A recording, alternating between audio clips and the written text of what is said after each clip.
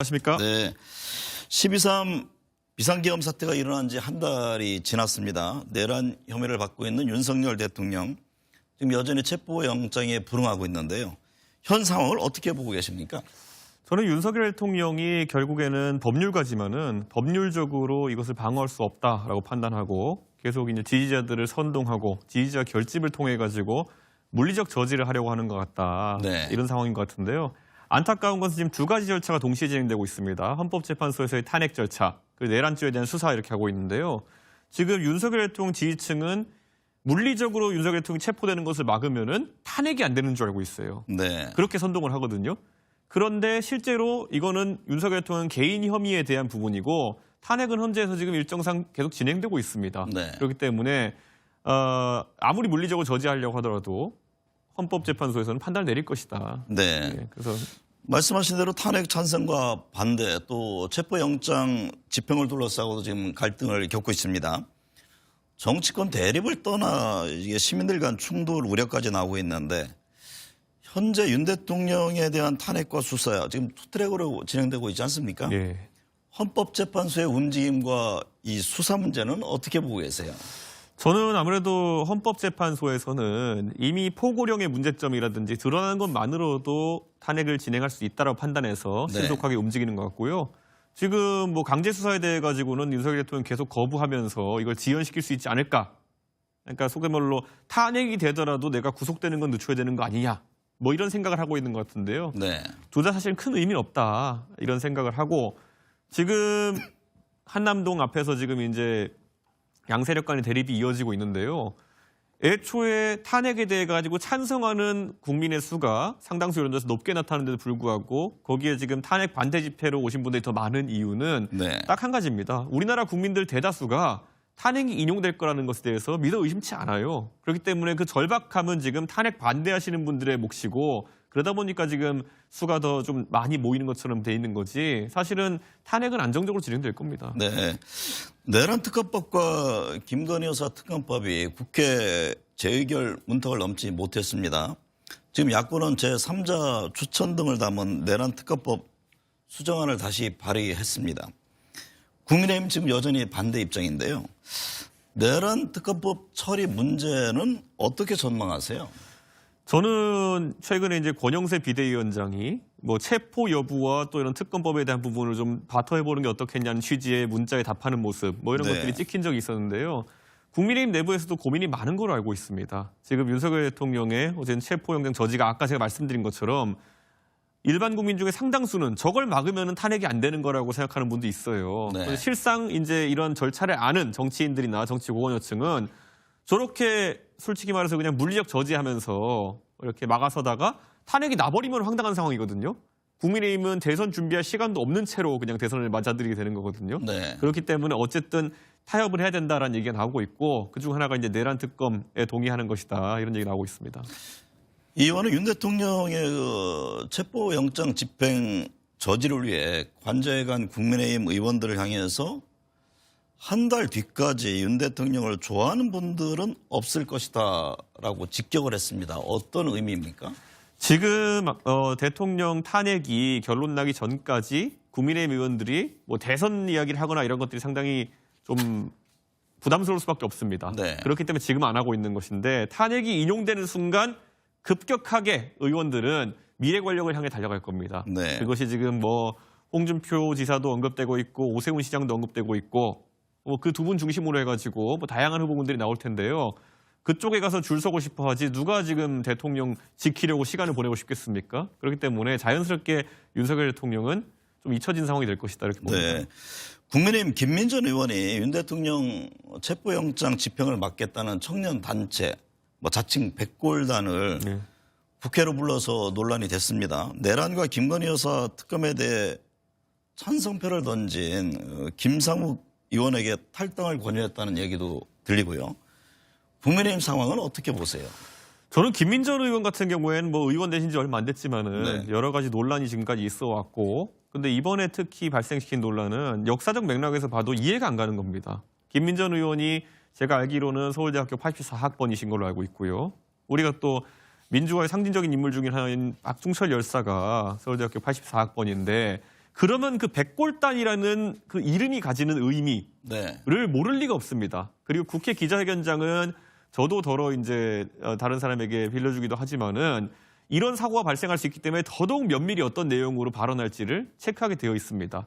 예전에 기억나시지만은 김진태 의원과 몇 명이 5.18 관련해서 토론회를 뭐 이렇게 주최하는데 거기에 이름을 빌려주고 했다는 이유만으로도 윤리위의 징계 대상으로 올라가게 됐었거든요. 그렇죠. 저는 그 정도로 여기에 민감하게 보는 곳이 국민의힘인데 이번에 저런 백골단이라는 이름을 자칭하는 그런 분들이 왔다? 이거는 김민전 의원이 책임질 수밖에 없는 상황이다. 이렇게 네. 보는 거고요. 저게 지금 도움이 된다고 생각한다면 그건 정치인으로서 좀 자격 미달이다. 네. 이번 저 논란을 통해서 국민의힘이 어떤 이득을 받습니까? 없습니다. 네. 김상우 의원 탈당을 두고서도 논란이 있었잖아요. 그러게요. 김상욱 의원이 뭘 잘못했는지 과연 국민의힘의 관계자가 냉정하게 이야기할 수 있는 분이 있을까요? 예, 그 국회의원은 저보다 헌법기관으로서 본인이 하고 싶은 말을 할 수 있는 거고, 예, 그리고 그게 싫으면 나가라 이렇게 얘기할 것 같으면요.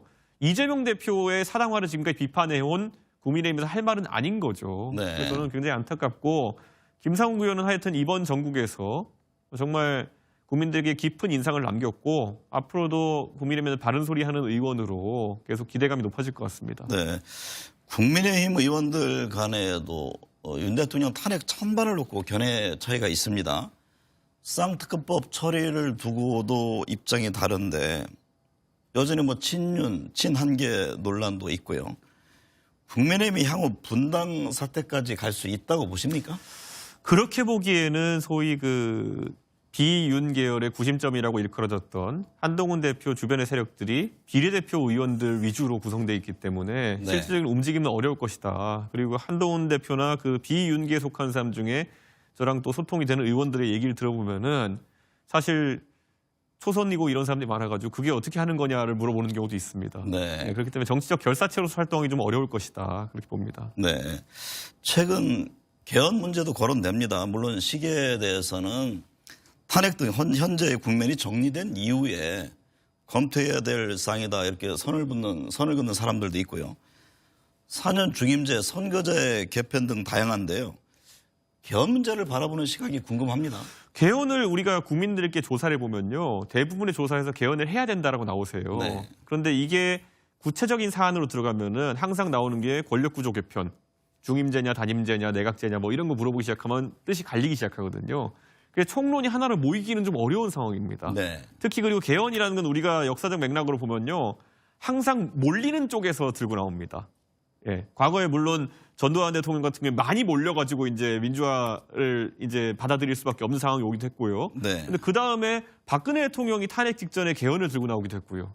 지금 또 마찬가지로 윤석열 대통령 쪽이 탄핵 직전에 이제 들고 오는 것이 개헌이거든요. 그러다 보니까 오히려 국민 다수의 지지를 얻는 쪽에서는 개헌을 하고 싶지 않아 하는. 왜냐, 이 개헌의 시발점이 되는 제왕적 대통령제가 권력을 얻기 직전의 사람에게는 굉장히 달콤하게 들리거든요. 그래서 저는 개헌을 해야 하지만은 현실적으로 앞으로 이 진행되기는 어려울 것이다. 그런 네. 예측을 합니다. 전국 안정을 위해 거국 중립내각 얘기가 나오는데요. 네. 이에 대해서는 어떤 견해세요?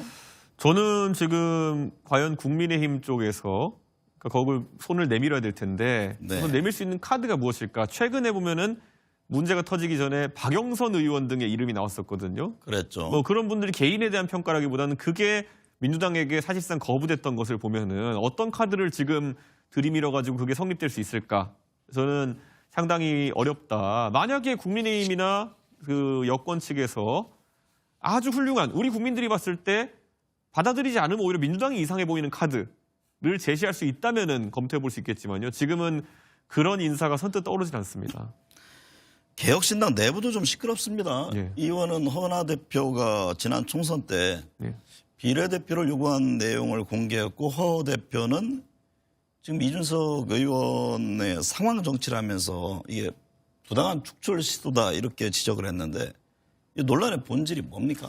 글쎄요. 저는 허은하 의원이 개혁신당을 할 때 창당 멤버로서 항상 좀 많은 신뢰를 해왔고 근데 최근에 이제 본인의 거취나 아니면 당 운영에 있어가지고 제가 지적하기보다는 사무처 당직자 전원이 이의를 제기했어요. 네. 사무처 당직자들이 성명서도 내고 이렇게 당을 운영하면 안 된다 이렇게 얘기했는데 변화가 보이지 않으니까 이제 사무처 당직자나 아니면 정무직 당직자들이 저에게 이걸 좀 바로잡아달라고 얘기한 겁니다. 근데 거기에 대해서 허은하 대표가 이제 발끈해서 이렇게 하는 걸로 보이는데요. 저는 결자 해지를 계속 이야기했거든요. 네. 근데 지금 이 상황에서 명백히 사무처 당직자들과 대립하고 있는 허은하 대표고 여기에 대해서 본인이 어떻게 하겠다 비전을 세우든지 이런 게 있었어야 되는데 그러지 않고 오늘 이제 기자회견을 통해서 저한테 상황 정치한다 그랬는데요. 디테일이 없잖아요. 네. 제가 허은하 대표에게 뭘 요구하거나 하질 않거든요. 물어보면 답해주는 정도 이상을 걸 하지 않거든요. 그러니까 좀 격해진 것 같은데 수렁으로 빠지고 있는 것이 아닌가 본인이 그런 안타까움이 있습니다. 허 대표에 대한 해임 절차 얘기도 나오던데 이게 언제쯤 그러면 이 당 내용이 정리가 됩니까? 저는 사실 오늘 행위로 인해 가지고 당원들의 이제 불만은 극에 달했을 것이다 네. 이렇게 보고요. 아마 다음 주 중으로 이제 절차가 시작되지 않을까라는 생각하고요. 네. 이게 다른 당과 다른 거는 저희가 그렇다고 해서 뭐 당원들한테 뭐 허은하 대표한테 문자 폭탄 보내라 뭐 이런 얘기 하는 사람도 없지 않습니까? 네. 그런데 그런 게 저희는 개혁신당은 원래 그런 거 싫어하고 연판장 쓰는 것도 싫어하고 네. 그렇기 때문에 저희가 최대한 차분하게 이걸 해결하려고 하고 있는데 오늘 아마 허은하 대표가 선을 좀 넘어가지고 당내에 불신을 많이 사게 된 것 같습니다. 이번 주가 이제 시작됐는데 이번 주입니까? 다음 주입니까? 이번 주쯤에 아마 저희가 네. 실질적인 절차가 움직일 거로 보입니다. 네. 이 의원은 올 3월 30일 이후에 네. 선거가 열리면 이제 만 40세가 돼서 대선에 출마할 자격이 됩니다. 관련해 차기 대권도자 의사를 밝힌 바 있는데요. 차기 대선 출마 의지 확고한 거죠. 저는 대선이 열린다면요. 이번에 지금 여론조사가 출렁이는 것도 보면은 네. 결국 윤석열 대통령이 주도하는 이런 권위주의적이고 전체주의적인 세력도 마음에 들지 않고 이재명 대표도 거기에 대안이 되지 않는다는 게 명확합니다. 그럼 저는 이건 그 두 분의 개인보다도 시대 교체해야 되는 거 아닌가 네. 이런 생각을 합니다. 그래서 제가 요즘 말할 때는 그 미국의 이제 그 대선 주자로 나왔던 분들이 가끔 썼던 좌도 우도 아니고 앞으로 가야 된다 이런 얘기를 많이 하거든요. 네. 대한민국에서 지금 이제 이념적으로 좌우를 얘기하는 사람들이 얼마나 극단화되어 있는지를 국민들이 봤을 겁니다. 저는 이제 대안이 돼야 되는 것이 개혁신당과 저 이준석이라고 생각합니다. 슬로건은 그러면 시대 교체입니까? 시대 교체이고요. 그 안에는 많은 것이 내포되어 있을 겁니다. 네. 결국 대한민국이 더 이상 이 법조인들의 정치에서 벗어나야 됩니다. 맨날 법조인들이 하던 대로 과거를 재단하면서 선악을 재단하려고 들면서 서로 상대편 감옥 보내면 정치가 끝인 줄 알고 있어요. 네. 정치라는 거는 국민을 잘 살게 만들고 산업을 발달시키고 과학기술을 진흥하고 이런 것들이 다 포함되어 있는 건데 윤석열 대통령 정치하면서 어땠습니까? 사람 잡아넣는 거에만 집중하고 이재명 대표 뭐 했습니까? 나 방어하면서 법적으로 방탄하는 거에 집중하고 네. 저는 이런 정치 하면 안 된다 보기 때문에 제가 최근에 얘기했던 것처럼 저도 그런 부분에 관심을 갖고 정치하고 있고 최근에 많은 분들이 또 주목하는 게 안철수 의원 같은 분 아니겠습니까? 네. 안철수 의원도 과학기술, 미래 이런 얘기 많이 해오셨고 뭐 네. 유승민 의원 같은 분들도 경제나 이런 먹고 사는 문제도 굉장히 얘기 많이 하셨잖아요. 네. 새로운 판이 짜여져서 그 안에서 경쟁이 이루어져야 되는 거지 누구 감옥 보내자 이런 정치는 하고 싶지도 않고요. 네. 이재명 대표도 뭐 사법 리스크가 있으시면은 법원에 성실하게 출석하셔가지고 그 판단 받으셔가지고 리스크를 제거하시고 선거 나오셔야 되는 거지 지금 사실 반헌법적인 행동을 한 대통령을 지금 물러나게 하는 건데 만약 이재명 대표가 대통령이 돼가지고 헌법상의 불소추 특권으로 이제 본인의 지위를 유지하려고 하는 거면은 그것도 반헌법적입니다. 네. 저는 그래서 좀 그런 거 빨리 해결하고 나오시라 이렇게 말씀드립니다. 민주당 이재명 대표의 지지율이 높지만 한번 해볼 만하다라고 밝힌 바도 있습니다. 이재명 모세라고 앵무새처럼 이재명만 거론해서는 이재명 대표를 이길 방법은 없다는 얘기도 했는데요.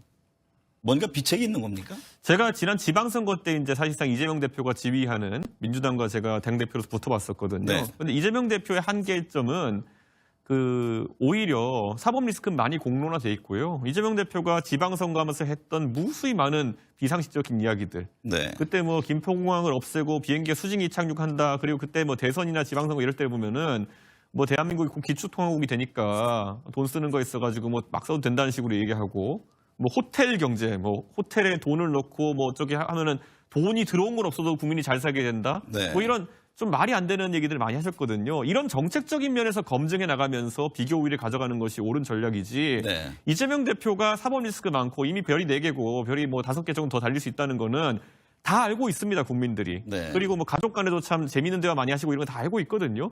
그러니까 저는 이런 것들을 아무리 그 이재명 대표를 상대하는 진영에서 반복해서 앵무새처럼 얘기한다 해가지고 변화는 크지 않을 것이다. 네. 이재명 대표의 그런 정책적인 면에서의 무능 또는 가끔 무지를 언급하면서 비교 우위를 가져가야 된다 생각합니다.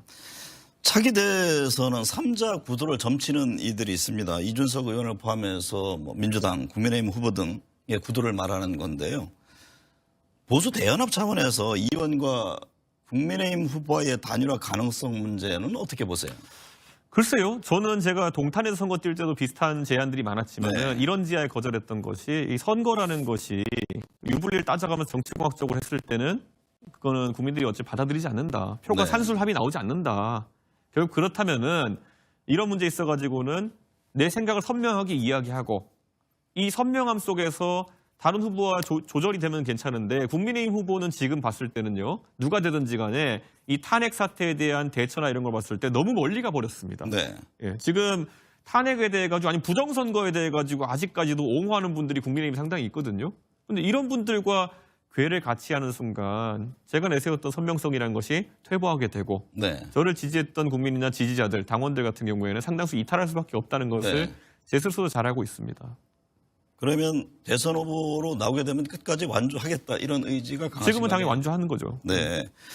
조기 대선이 치러질 경우에 개혁신당과 뭐 이른바 뭐 친한계 의원 등 합치는 정계 개편, 이른바 합종 연행의 가능성도 거론되던데 그 점은 어떻게 보세요? 저는 뭐 친한계라고 불리는 분들이요. 과거에 친이준석계였던 분들이 많습니다. 네. 그렇기 때문에 소통은 자주 하는데요. 다만 지금 제가 오늘도 서울에서 여기 차 타고 오다 보니까 뭐 한동훈 대표의 지지자라고 주장하시는 분들이 서울 시내에 막 한동훈 대표 지지 현수 막 걸어놨더라고요. 제가 아는 범주 내에서는 사전선거 운동이 될 수 있는데 어떻게 그런지 모르겠지만은 정치적 활동을 재개할 것으로 보이는데요. 네. 저는 그 절차 동안은 아마 그 친한계라고 하는 분들이 당내에서 상당히 당내 투쟁을 세게 하지 않을까 생각합니다. 한동훈 전 대표가 만나자고 하면 뭐 서로 논의할 수 있는 그런 상황은 되는 저는 겁니까? 만나자는 사람들은 다 만나고요. 네. 그런데 한동훈 대표와 저와의 생각은 많이 좁혀지지 않고 네. 아까 제가 말했던 것처럼 한동훈 대표가 훌륭한 법조인이었을지는 모르겠으나 최근에 법조 위주의 정치를 좀 이제 물려야 된다라고 하는 제 주장과 결이 맞지는 않을 것 같습니다. 네. 국민의힘에서는 뭐 차기 대선 후보로 오세훈, 홍준표, 원희룡, 안철수, 앞서 이제 유승민 의원도 말씀하셨는데 뭐 한동훈 대표 움직임도 주목되고요. 각 후보별 장단점을 거론해서 좀 눈길을 끈 적이 있는데 네. 범여권 안에서는 차기 대선 후보로 누가 유력해 보입니까? 저는 홍준표, 오세훈 두 분의 대결 압축될 가능성이 높다. 네. 그거는 지금과 같은 판이 유지될 경우에 그렇고요. 제가 말하는 것처럼 만약에 새로운 판이 짜여서 법조인이나 아니면은 이런 인물들이 아니라 네. 새로운 어떤 과학기술이나 미래 아니면 경제 먹고 사는 문제가 담론의 중심에 서게 되면은 안철수 의원이나 유승민 의원이 조금 더 주목받을 수 있다. 네. 이런 생각을 하고 있습니다. 하지만 큰 틀에서는 당심의 홍준표, 민심의 오세훈의 대결로 압축되지 않을까 그런 생각입니다. 네. 대선 출마한다면 무엇을 하기 위한 걸까 하는 궁금증이 있습니다. 이 의원이 대한민국을 위해서 꼭 해보고 싶은 정책은 어떤 겁니까? 저는 시대교체를 얘기했던 게요. 네. 정책에 대해서도 제가 항상 개혁을 얘기하면서 용기 있게 던지는 것들이 있지 않습니까? 예를 들어서 논쟁적일 수는 있지만은 노인 무임승차제도 같은 것들 65세 이상 인구가 20%가 넘는 상황 속에서 이 제도를 유지했을 때 대한민국 어떻게 될 것이냐. 이거 네. 말하면 표 깎아 먹는다고 사람들이 하지 말라 그러지만은 저는 하거든요. 예. 왜냐? 이게 나중에 20년, 30년 더 갔을 때 이 제도가 유지되면은 서울 지하철 요금이 거의 한 번 타려면 2, 3천 원씩 내야 되는 상황이 몇 년 내로 올 수도 있습니다. 네. 저는 그러면 오히려 출퇴근하고 이 직장 생활하는 사람들은 거의 타기 어려운 상황까지 갈 수도 있는 거거든요. 네. 그러니까 미래에 대해 가지고 두려운 얘기를 하는 것, 연금 개혁이라든지 이런 것들, 이거 지금까지 해온 사람이 누구겠습니까? 제가 그것 때문에 가끔 가다가 너는 표 깎아 먹으려고 하냐, 네. 싸가지 없다 이런 소리 듣겠지만은 저는 상대적으로 젊고 20년 뒤에도 30년 뒤에도 정치해야 될지 모르는데 미래에 부끄럽지 않은 정치하겠다. 그래서 네. 저는 계속 이런 얘기들을 하는 겁니다. 헌법재판소 탄핵 인용 어떻게 전망하는지 궁금하고요. 관련해서 차기 대선 시기와 구도는 어떻게 보세요? 저는 윤석열 대통령 측이 저렇게 헌법재판소의 절차에 협조하지 않는 모양새로 가고 헌법재판소에서는 어쨌든 이제 내란조에 대한 부분도 판단 안 해도 된다고 생각하고 있는 것 같아요. 네. 그러면은 이 위법적인 계엄에 대해 가지고 실질적으로 그것만 판단하면 된다고 보고 있는 것 같고 저는 빠르면은 2월 중으로 결론이 날 것이다 이렇게 예상하고요. 그러면 4월 대선을 우리가 예상해야 되지 않나 네. 이런 생각입니다. 윤석열 대통령이 만약에 생각이 있으면요. 네. 헌법재판소에 나가가지고 철저하게 나 누구랑 대지신문 하고 싶다. 나 김용현 장관이랑 대지신문 하고 싶다. 내가 진짜 시켰는지 아닌지 물어보자. 뭐 이런 걸 다툰다면은 모르겠는데 지금 윤석열 대통령은 헌법재판소에 출석하는 순간 체포될 것이 두려운 겁니다. 네. 그래서 출석도 안 할 테고 저렇게 계속 버틸 텐데 그러면은 저는 절차에 크게 지장이 갈 만한 부분이 없다고 봅니다. 2월 인용 4월 대선이면 이 대표 이 의원 행보와도 관련이 있잖아요. 저희는 그래서 개혁신당에서는 일부 이제 뭐 잡음을 발생시 인사들 제외하고는 이미 네. 대선 모드로 정책부터 메시지까지 다 준비하고 있습니다. 현재로서는 차기 대선 관련해서 민주당 이재명 대표가 유리한 국면이라고 보세요? 저는 유리하다고 봅니다. 왜냐하면 민주당의 그런 자금력, 조직력 그리고 이재명 대표의 뭐 인지도는 뭐 좋든 나쁘든 모든 국민이 알고 있지 않습니까? 네. 상당히 유리하다 보고요. 하지만 이 대통령 선거라는 것이 우리 국민들이 정말 5년간의 미래를 바라보고 많은 고민을 하면서 하는 투표이기 때문에 네. 저는 결과는 확신할 수 없다 그런 생각합니다. 네.